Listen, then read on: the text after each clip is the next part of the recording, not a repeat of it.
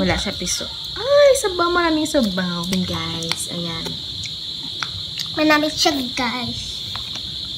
Nagkakuha. Ay! Nag-crack siya. Namit siya. Back.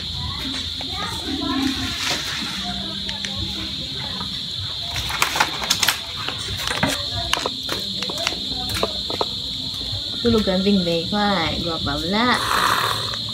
Mainit siya. Bakit? Masarap siya eh. Guys, ang sarap niya, guys. Sarap yung balot. Spicy. Sakto lang ang spicy niya. Hindi masyado maanghang. Tolerable ko naman. Samat ang sabaw na. Samat yung sabaw na. Si Chloe ang nagsabi, manamit yung sabaw niya.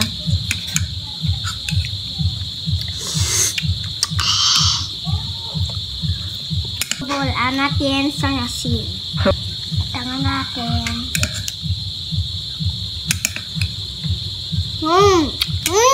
Namit siya.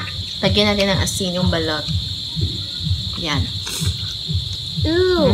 Ouch. Oh my gosh. Manong piso pa lang.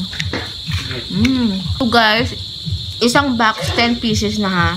And then meron siyang expiration date. And then, if naka-vacuum sealed siya, 2 flavors yung pinili ko. 5 spice and then the spicy flavor. And then, if napunit mo na yung sa vacuum sealed niya, may 180 days ka na shelf life. So, pwede mo siyang kainin na mainit or hindi mainit. It's up to you. Kung gusto mo namang mainit, ibabad mo siya ng 5 to 10 minutes sa boiling water. So, ayan guys. Bili na kayo if you want to try. Nasa yellow basket. Namit. Bye! May manayo ko sa baho. Kahang niya. Grabe. Ngago pa si Chloe.